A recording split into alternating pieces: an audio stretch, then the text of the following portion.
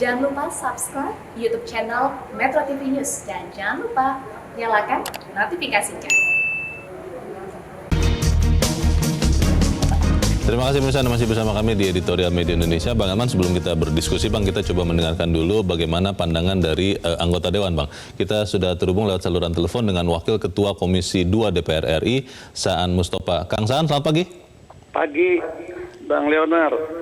Ya, Kang Saan, kita melihat bahwa aparatur sipil negara, terutama yang ada di daerah-daerah yang sedang atau pernah menyelenggarakan pilkada, sering atau jangan-jangan hampir semuanya itu tidak netral, dan kemudian ada wacana bahwa ya sudah kalau begitu ASN hak pilihnya ditiadakan saja, mirip dengan di TNI dan Polri begitu. Nah, apakah ini sesuatu yang akan populer, akan diterima atau seperti apa, Kang Saan? Iya, memang terutama untuk pilkada ya, posisi ASN ini kan rawan politisasi. Karena dia punya networking yang jejaringnya kan begitu luas, sehingga terutama calon-calon kepala daerah selalu berkepentingan untuk memanfaatkan ASN sebagai jaringan politiknya. Nah, tarik-menarik ini kadang juga membuat posisi ASN serba salah. Mereka diam, ini menyangkut nasib karir birokrasi dia. Mereka berpihak, kalah, ya resikonya juga besar juga kan, habis juga kan, gitu kan.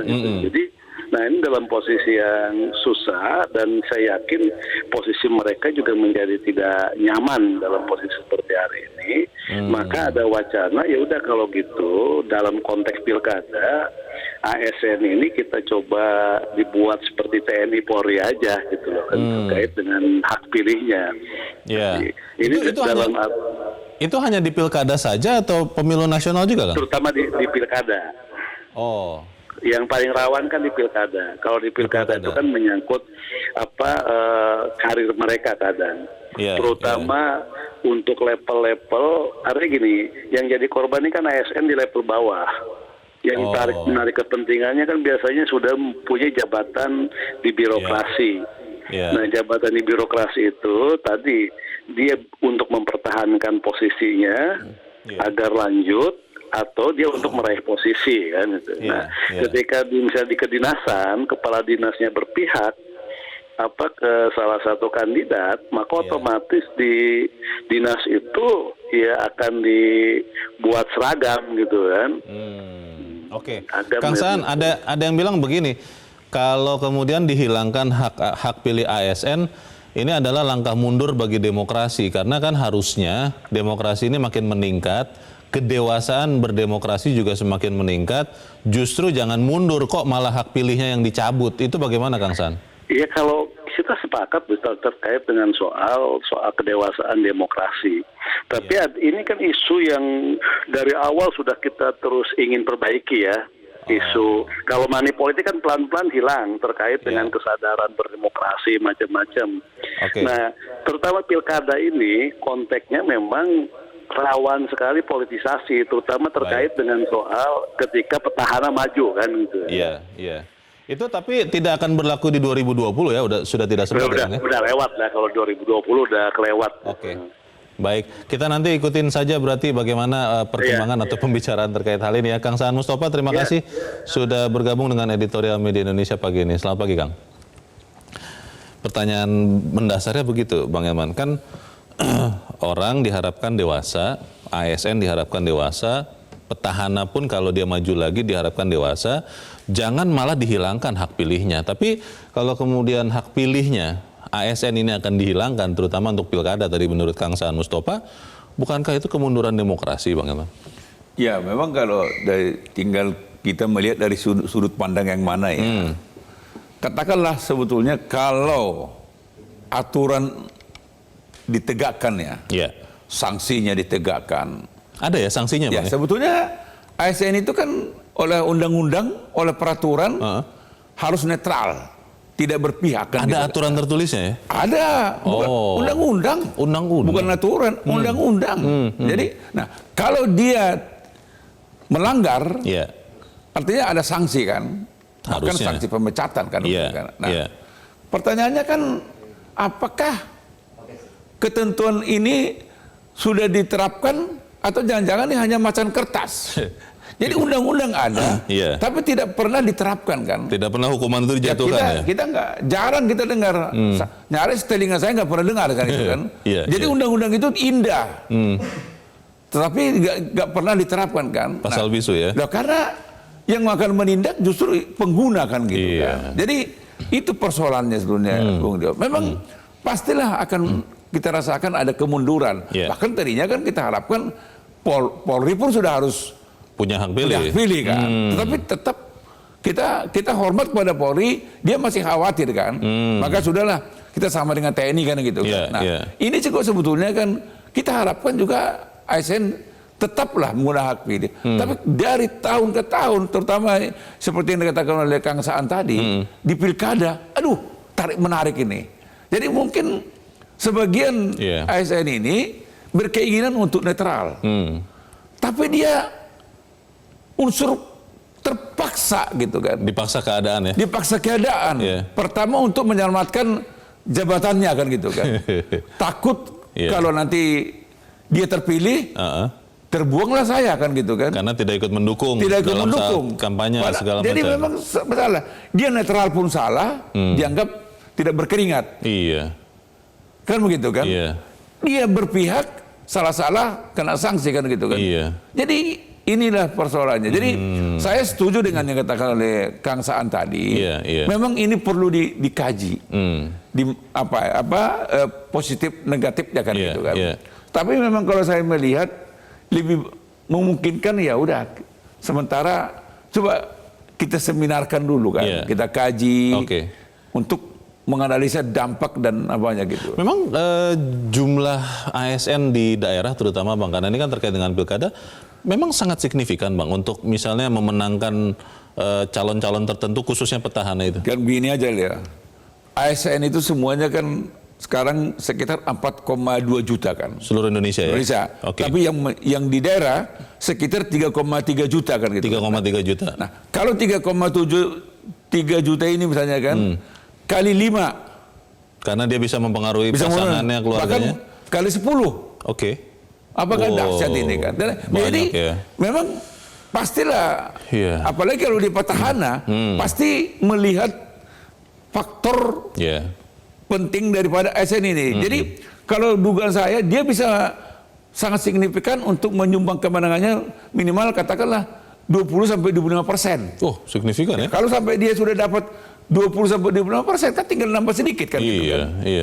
iya. Nah ini jadi ini yang saya pegang. Memang kalau saya melihat faktor ketidakmampuan kita untuk menerapkan undang-undang dan peraturan. Itu dia. Kalau itu diterapkan, Iya. katakanlah misalnya ASN yang tidak netral kena sanksi. Iya.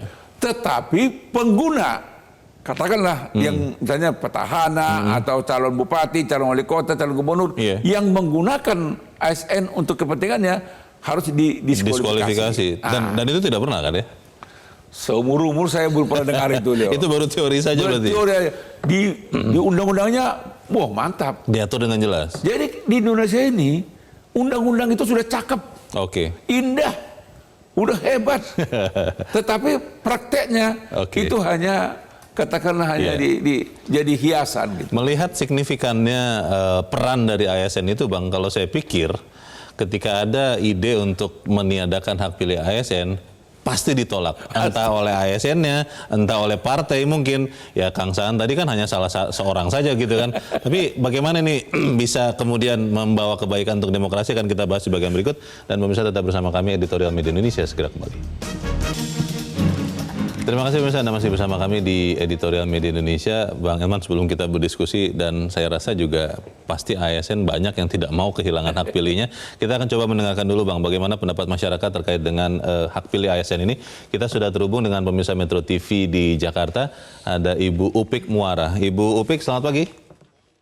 Pagi Bang Leonard dan Bang Elman. Oke. Selamat pagi Bu Upik. Tentang Bagaimana Bu? ASN ya. Yeah. Saya punya pengalaman pribadi, boleh ya? Saya bandingkan dengan zaman dulu sebelum reformasi, itu tegas gitu loh. Kelihatan sekali kalau dia tidak ngikutin aturan gitu, langsung pangkatnya diturunkan. Itu pengalaman pribadi dari suami saya almarhum.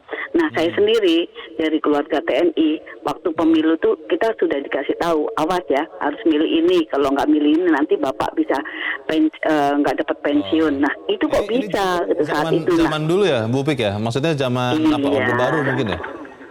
Sebelum reformasi. Nah, kalau yang bagus diambil dong. Itu bagus, diambil saat ini, bisa tegas. Jadi yang sebelum reformasi itu yang bagus diambil, jangan dihapus. Saya setuju sekali itu tegas loh itu. Bagus. Sekarang kita lihat ASN aja yang sudah ikut pandangan khilafah sudah banyak, itu pun nggak bisa, apalagi pilkada ini. Aduh, pilkada ini nggak netral. Saya setuju kalau ASN itu disamakan dengan TNI dan Polri. Ya. Setuju ya, Bu. Jadi tapi komisi pengawasan ASN ini kerjanya apa? Harus dioptimalkan, jangan terima gaji buta. Seperti ini segera tegas. Dulu sebelum reformasi kelihatan loh, yang nggak nyoblos A gitu. Langsung itu kelihatan langsung. Iya. Besok langsung berapa kali tidak naik pangkat. Jangan-jangan zaman sekarang sebetulnya kelihatan juga, Bu. Cuma mungkin juga temannya begitu kan, jadi ya diam-diam saja, Bu Upik. Nah, makanya harus diambil dong yang zaman dulu yang bagus. Tapi caranya jangan kayak dulu gitu loh. Ayolah. Saya nggak setuju saat ini nih, nggak netral semuanya. Orang yang macam-macam itu nggak ditegaskan gitu loh. Tegas, komisi pengawas kerjamu apa? Oke, baik. Terima kasih Bu Upik Muara untuk pendapat Ibu dari Jakarta. Selamat pagi, Bu. Di belakang Ibu Upik ada Pak Edward di Bengkulu. Pak Edward, selamat pagi. Selamat pagi, Bung Leonard. Selamat pagi, Bung Helman. Selamat pagi, Pak Edward. Bagaimana, Pak? Kembali ke aturan tadi, Bung Helman menggarap tentang undang-undang bahwa ASN itu harus netral. Tapi dia sebagai warga negara punya hak pilih dan memilih. Tolong ingat itu, mana tinggi undang-undang dengan undang-undang dasar, saya pikir gitu. Itu yang pertama. Jadi ambigu, aturannya ambigu. Tadi apa yang disampaikan Bu Upi itu lucu, saya bilang. Kalau dulu dia bilang, baru pemilihan tuh keluarga ABRI itu sudah harus milih ini. Lah itu yang nggak netral malahan. Sekarang itu orang itu memilih sesuai kepentingan. Pasti, itulah sesuai kepentingannya dia milih. Lah soal nanti kalau dihilangkan juga hak pilihnya ASN, sama dengan yang digambarkan Bu Upi tadi, mereka tinggal instruksi keluarganya. ASN-nya cuma berapa orang sih, cuma berapa gelintir, tapi dia kan bisa mempengaruhi orang.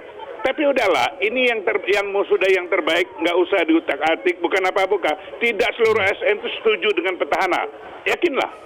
Tidak seluruh ASN itu. Mungkin ada ASN yang berpihak tadi sesuai kepentingannya. Tetapi yang tersingkir tidak akan setuju. Ya itulah pilihan. Tidak ada peraturan itu yang sempurna maksud saya.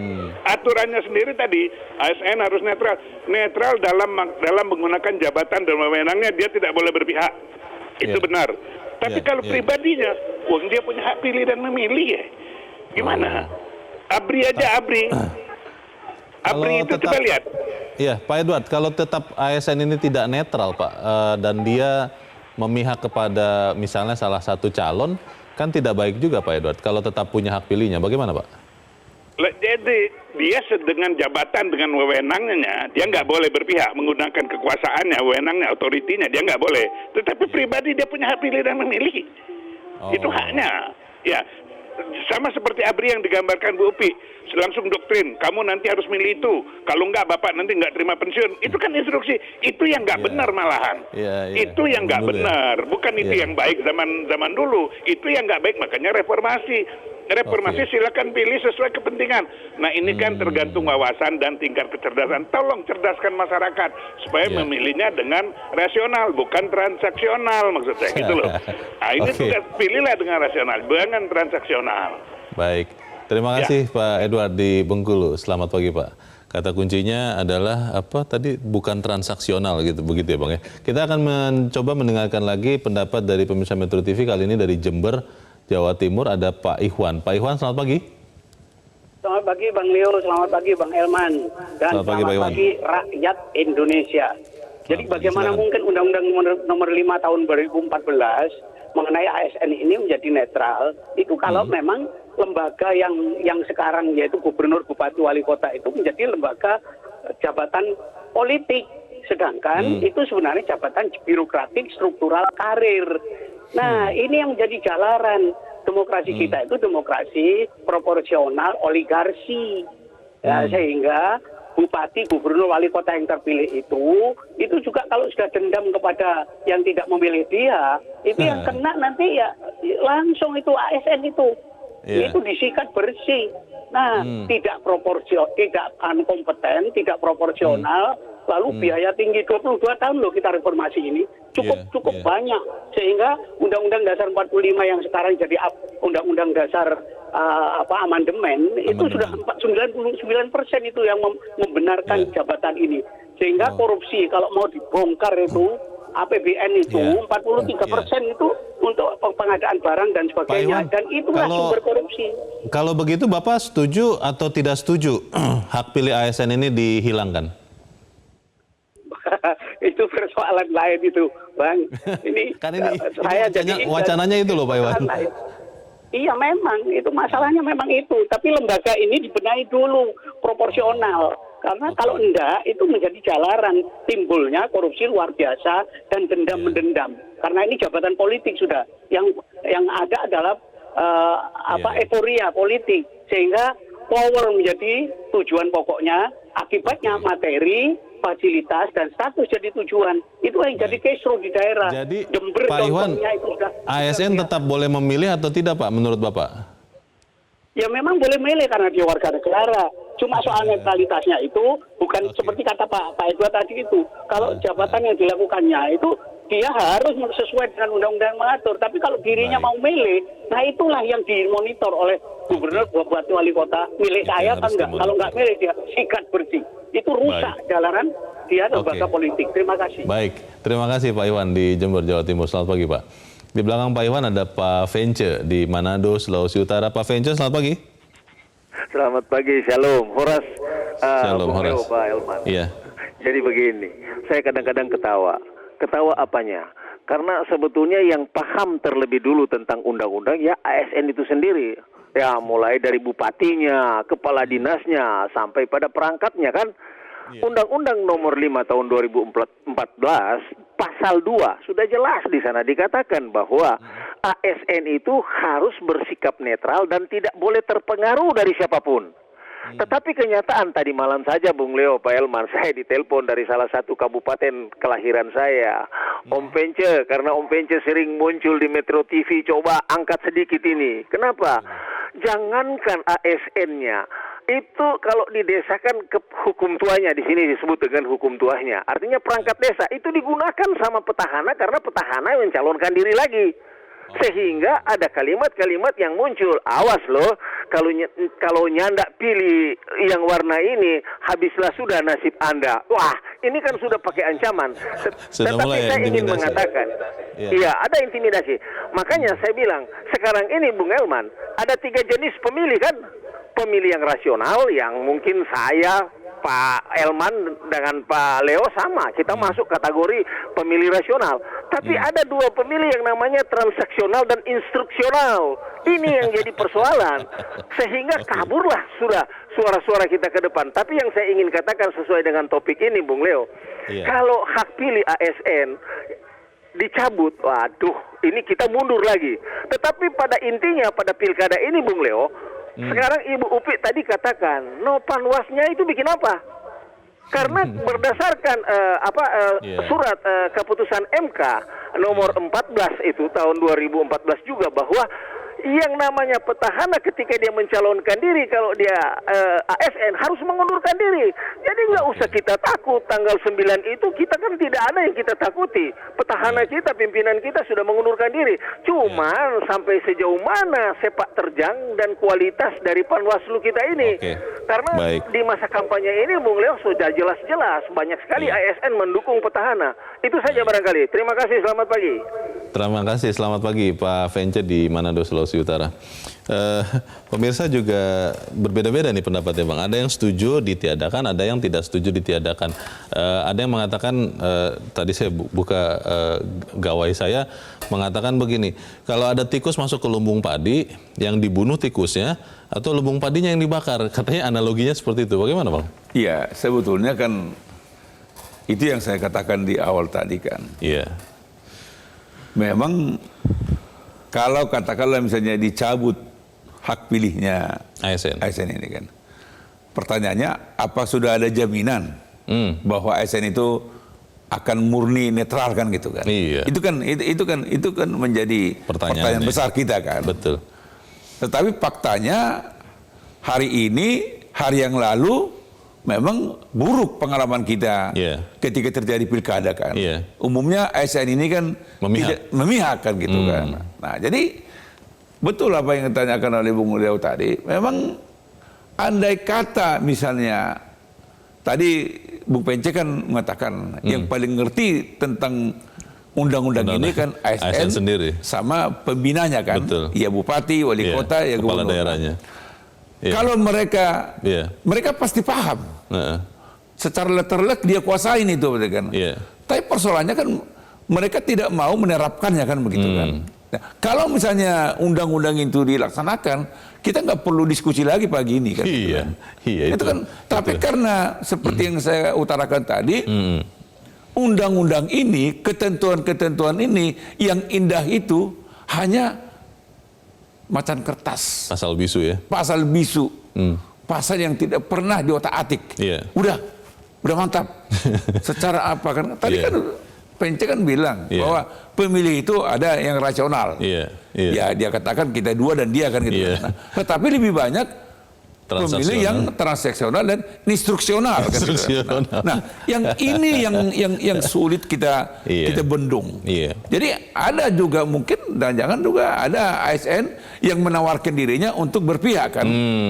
Dengan target supaya ada jabatan, ada yang lain-lain. Nah, mudah-mudahan sekarang dia kabak ditanyakan, besok dia jadi kepala dinas. Sekarang dia kepala dinas minimal bertahan kan begitu kan. Nah, jadi ini banyak juga mungkin, tapi ada juga ASN yang berusaha netral. Tapi jadi susah. Kalau saya netral, saya berarti tidak berkeringat kalau dia menang. Betul. Lalu langsung kena juga dia. Kena juga dia. Salah-salah misalnya kalau dulu, zaman dulu, kalau di satu daerah misalnya kan, terus dibuang di pulau dia. Pulau dia kan. Dia singkan. Nah, singkan aja kau. Itulah bagian kau. Kau sok netral kau. Saya suruh kau membawa 2-3 orang, kau nggak mau kau. Udah, kau di pulau aja kau. Udah. Kan gitu. Pertanyaannya adalah apakah kemudian siapa yang bisa menentukan nasib dari hak pilih ASN ini? Apakah ASN-nya sendiri? Apakah kemudian DPR dan pemerintah? Atau siapa? Kita akan bahas di bagian berikut. Bang Elman dan Pemirsa tetap bersama kami. Editorial Media Indonesia segera kembali. Terima kasih pemirsa Anda masih bersama kami. Kita di bagian akhir dari diskusi kita pagi ini. Bang Elman, pemikirannya begini Bang, kalau memang saat ini kondisi menunjukkan bahwa aparatur sipil negara susah untuk diharapkan tidak memihak atau bersikap netral, memang pilihan untuk meniadakan hak pilihnya itu menjadi suatu kenyataan. Tapi tadi Pak Edward mengatakan, loh sebagai pribadi, sebagai warga negara Indonesia, kan punya hak untuk memilih dan dipilih. Ini apakah memang bisa dipilah begitu bahwa saat pilkada dia adalah WNI yang bukan ASN, tapi kemudian di dalam menjelang pencoblosan dia bekerja juga untuk salah satu pihak. Bagaimana Bang? Ya sebetulnya kan hak pribadi itu kan nggak pernah diintervensikan, tidak pernah dicampuri sebenarnya kan. Itu mutlak itu menjadi kewenangan masing-masing kan. Jadi kalau dia menggunakan hak pilihnya seperti yang dikatakan oleh Pak Edward tadi, ya masuk akal, dia pasti milih calon tertentu kan. Nah, itu kan hak dia kan. Nah, tetapi kan yang menjadi masalah ketika sebelum pemilihan itu dia sudah berpihak kan gitu kan. Nah, dia mengarahkan orang. Itu yang nggak boleh kan. Ketika dia membawa keluarganya pun sebetulnya kan, mengarahkan keluarganya, temannya, sanak familinya untuk memilih calon tertentu. Nah, itu yang melanggar kan. Itu yang melanggar. Karena dia tidak netral lagi. Sepanjang hanya untuk diri sendiri, boleh. Nah, itu yang tidak bisa kita jamin kan gitu. Nah, di sini sebetulnya pertanyaannya, Komisi ASN itu kerjanya apa kan gitu. Tadi Bu Bik bertanya ya. Nah, apa kerjanya Komisi ASN ini? Jadi ini juga jangan-jangan juga ini jangan-jangan hanya pajangan doang kan gitu kan. Sebetulnya andai kata semua pengawas, semua yang kompeten mau melaksanakan undang-undang itu, memang kenapa hanya ASN? Polisi pun kita berikan hak pilih. Kita kan hak pilih kan gitu kan. Tapi ini kan sangat bisa bias semuanya kan gitu kan. Nah, jadi ya itulah kesulitan kita. Belum lagi misalnya katakanlah gubernur, bupati, wali kota. Ini kan sebetulnya pembina kan, pembina ASN. Mereka inilah sebetulnya yang maha tahu agar ASN itu netral kan gitu kan. Tapi mereka ini yang cenderung menyalahgunakan ASN ini kan gitu kan. Karena tadi memang seperti yang saya katakan tadi, 3,3 juta ASN ada di daerah. Signifikan. Kalau misalnya tiap ASN mampu mengajak 10 orang, kan sangat signifikan untuk kemenangan dia kan gitu kan. Nah, ini yang menggiurkan mereka. Ini yang membuat mereka setiap kali pilkada, setiap kalilah ASN ini tetap diteropong, gitu.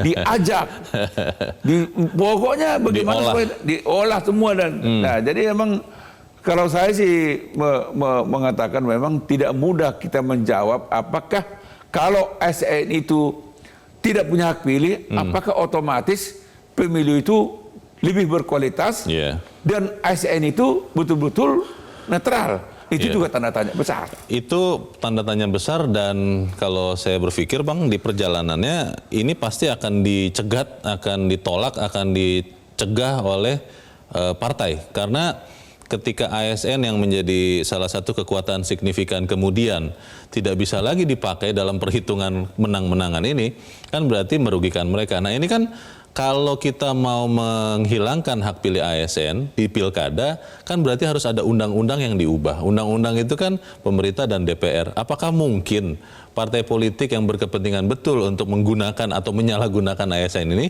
mau meloloskan perubahan undang-undang yang menghilangkan hak pilih ASN di pilkada, Bang? Ya, sebetulnya kan ini kan serba salah kan. Iya. Memangnya yang ikut pilkada itu orang lain. Itu kan kader partai juga sebetulnya kan. Betul. Jadi ini kalau kita mengkritik ini, misalnya kalau ada misalnya orang partai mengkritik ASN tidak netral itu, sebetulnya mengkritik diri sendiri juga kan.